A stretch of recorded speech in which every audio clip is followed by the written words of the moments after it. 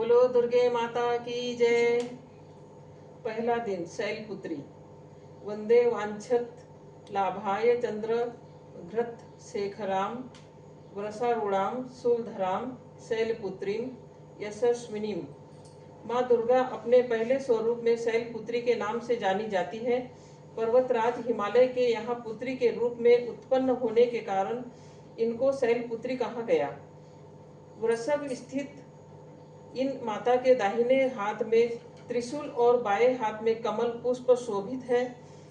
यह नौ दुर्गाओं में प्रथम दुर्गा है। नौ दुर्गाओं में प्रथम शैलपुत्री दुर्गा माँ का महत्व और शक्तियाँ अनंत है। नवरात्र पूजन में प्रथम दिवस इन्हीं की पूजा और उपासना की जाती है। इस प्रथम दिन की उपासना में योगी जन अपने मन को मूलाधार चक्र में स्थित करते हैं। यही से उनकी योग साधना शुरू होती है। नौ दुर्गा प्रार्थना।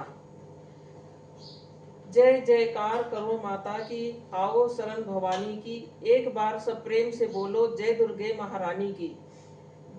पहली देवी शैलपुत्री है, किए बैल पर सवारी, अर्धचंद्र माथे पर सोहे सुंदर रूप मनोहारी। लिए कमंडल फूल कमल के और रुद्राक्षों की माला, हुई दूसरी ब्रह्मचारिणी करे जगत में उजियाला। पूर्ण चंद्रमा सी शोभित है देवी चंद्र घंटा माता, इनके सुमिरन निर्बल भी सबल शत्रु पर जय पाता।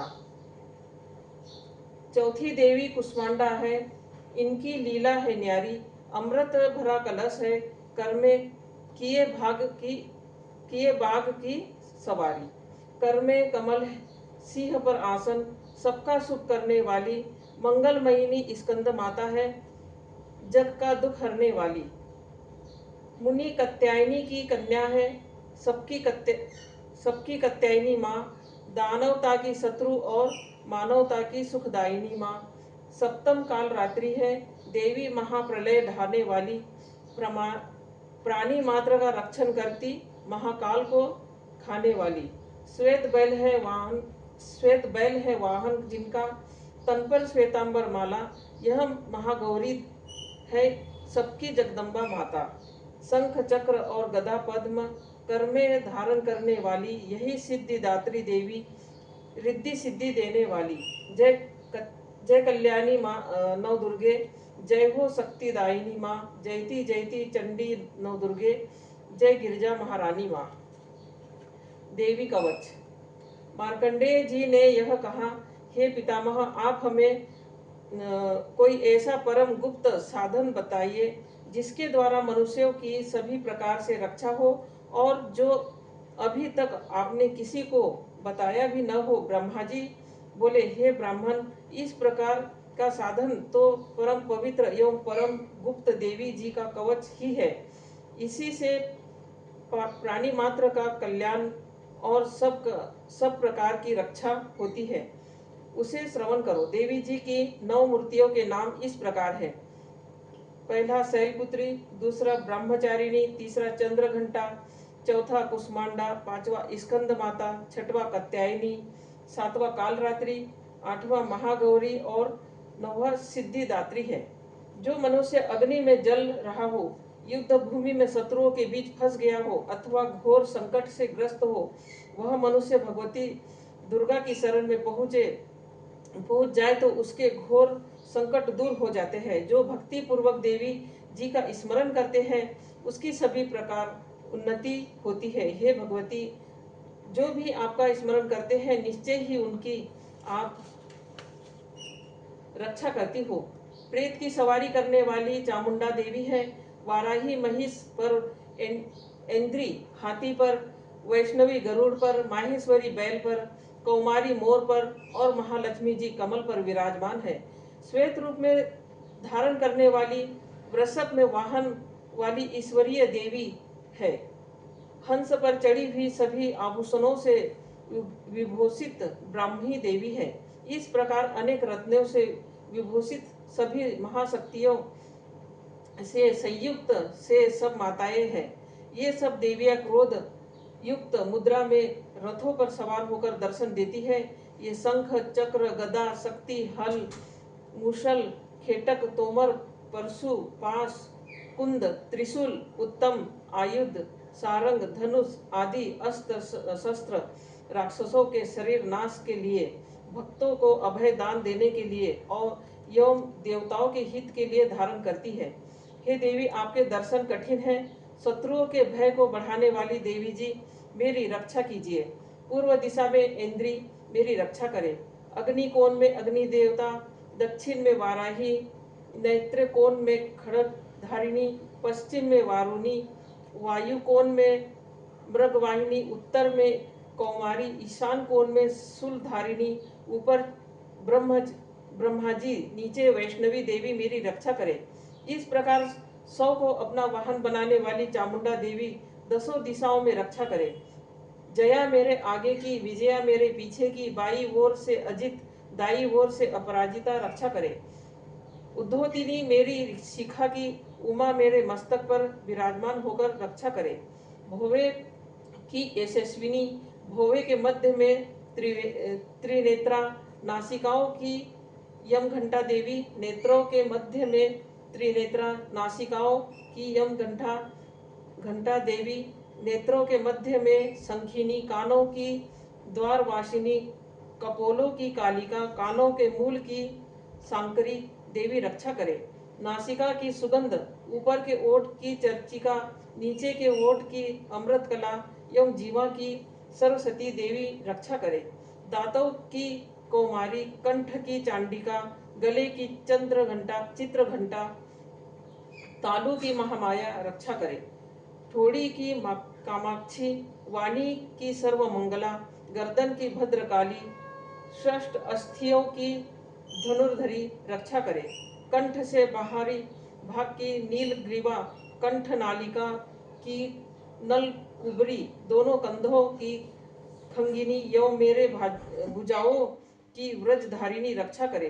हृदय की ललिता देवी, उदर की शूलधारिणी रक्षा करे।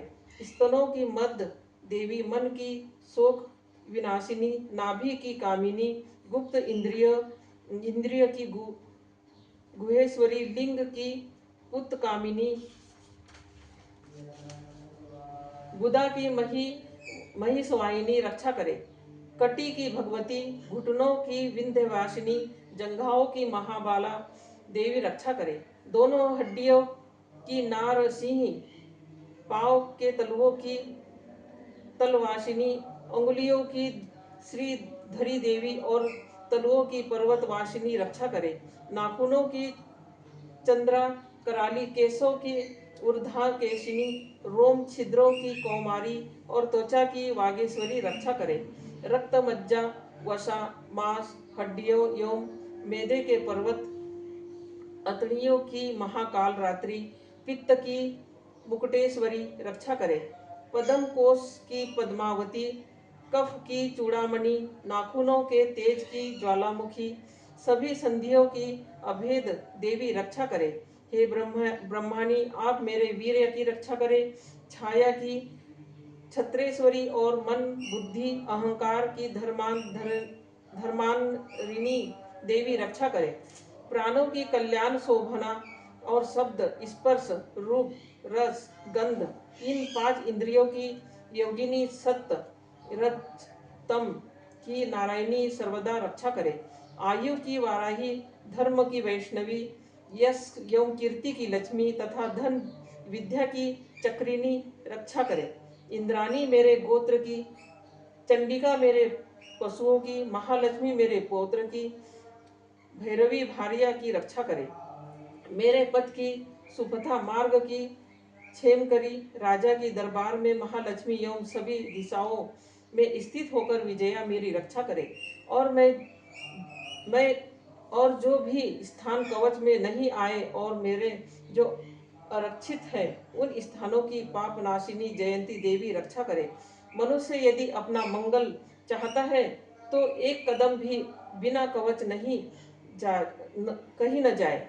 कवच से नित्य रक्षित मनुष्य जहाँ जहाँ भी जाता है, वहाँ से उसे धन का लाभ तथा सभी कामनाओं की सिद्धि प्राप्ति होती है। पृथ्वी पर उस मनुष्य को ऐश्वर्य एवं अतुल संपत्ति मिलती है। वह मनुष्य निर्भय हो जाता है। युद्ध भूमि में कोई भी उसे हरा नहीं सकता। वह त्रिलोक भर में पूजा जाता है। यह देवी कवच देवताओं को दुर्लभ होता है। इसको अत्यंत श्रद्धा के साथ एवं सावधान होकर तीनों संध्याओं में जो नित्य पढ़ लेता है उसे देवी शक्ति प्राप्त होती है। कोई भी उसे तीनों लोकों में पराजित नहीं कर सकता। उसे अकाल मृत्यु नहीं आती। वह 100 वर्ष से भी अधिक जीता है। यह कवच उसका तेज, यश और कीर्ति बढ़ा देता है। चंडी पाठ करने वाला पहले कवच पाठ कर ले। जब तक पर्वत वन काननों के साथ यह पृथ्वी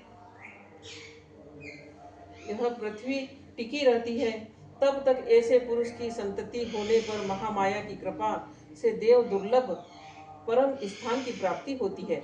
कवच का पाठ करने वाले सुंदर रूप को पाकर भगवान शंकर के चरणों में लीन होकर परम पद को प्राप्त होता है। श्री अर्गला स्तोत्र।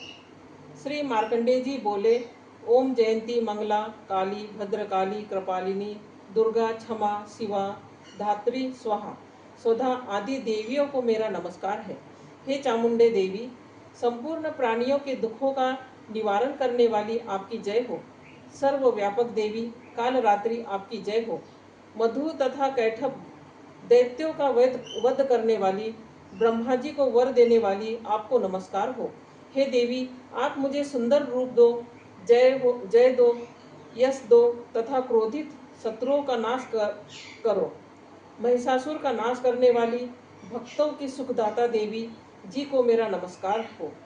मुझे रूप दो, जय दो, यश दो, शत्रुओं का नाश करो।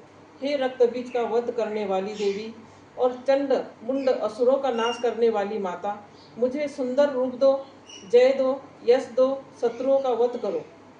हे पाप नाशक चंडिके, जो सर्वदा भक्ति पूर्वक आपके चरणों में मस्तक झुकाते हैं, उन्हें रूप दो, जय दो, यश दो, शत्रुओं का नाश करो।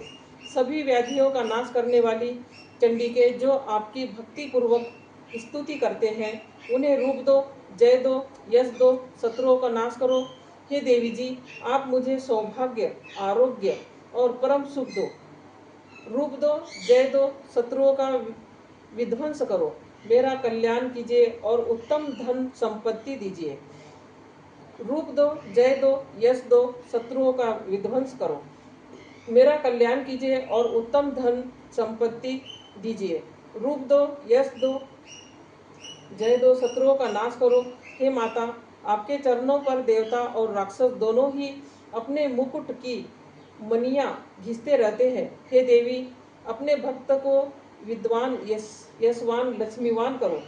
बड़े बड़े अभिमानी राक्षस के अभिमान चूर्ण करने वाली चंडिके, मैं आपको प्रणाम करता हूँ। हे 4 भुजाओं वाली माता, चतुर्मुखी ब्रह्मा जी आपकी स्तुति करते हैं। हे परमेश्वरी, रूप दो, जय दो, यश दो, बैरियों का नाश करो। श्री पार्वती जी के पति महादेव जी से स्तुति है। हे परमेश्वरी, रूप दो, जय दो, यश दो, शत्रुओं का नाश करो। हे देवी, आप जो कठोर भुज दंड रखने वाले राक्षसों का भी घमंड नाश कर देती हो। हे चंडिके, आप अपने भक्तों के लिए अपार आनंद की वृद्धि करती हो। मुझे रूप दो, यश दो, जय दो, शत्रुओं का नाश करो। हे मातेश्वरी जी, आप मुझे यह पत्नी प्रदान करें जो मेरी इच्छाओं के अनुकूल हो। इस भयानक संसार रूपी समुद्र से मुझे तारने वाली हो। उत्तम कुल में उत्पन्न हो। जो मनुष्य इस अर्गला स्तोत्र का पाठ करके महास्त्रोत कीलक का पाठ करता है, वह सप्तशती के पाठ जब से मिलने वाले वर एवं श्रेष्ठ संपदा के फल को प्राप्त कर लेता है।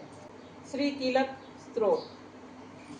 ओम, मैं उन भगवान शंकर को नमस्कार करती हूँ जो त्रिनेत्र वाले हैं, जिनका शरीर विशुद्ध ज्ञान स्वरूप है, जो मोक्ष प्रदान करने वाले हैं। अर्ध चंद्रमा जिसके मस्तक पर शोभायमान है। श्री मार्कंडेय ऋषि बोले, मंत्रों के साप एवं उत्कीलन आदि को समय कर पाठ करने वाला पुरुष मोक्ष पा लेता है, अतः इसका ज्ञान होना आवश्यक है। सब उच्चाटनादि वस्तुएं इस स्रोत द्वारा पाठ करके सिद्ध होती है, और जो इस स्रोत का पाठ करके सप्त ऋषि के पाठ मात्र से स्तुति करते हैं उन्हें देवी जी सिद्ध हो जाती है। उच्चाटनादि प्रयोग से उन पुरुषों को मंत्र, औषधि आदि किसी अन्य साधन की आवश्यकता नहीं पड़ती। बिना जाप के सभी उच्चाटन आदि सिद्ध हो जाते हैं। क्या समस्त उच्चाटन आदि इसी से सिद्ध हो जाते हैं? इस प्रकार की लोगों को शंका हुई। तब उस शंका के निवारण के लिए भगवान शंकर ने लोगों को बुलाकर आज्ञा दी, यह सब सिद्धियां देने वाले शुभ स्रोत है। इस चंडिका स्रोत को भगवान शंकर ने गुप्त कर दिया। इस स्रोत के पाठ द्वारा होने वाला पुण्य कभी समाप्त नहीं होता। साधक सभी प्रकार का क्षेम प्राप्त कर लेता है, इसमें तनिक भी संशय नहीं है।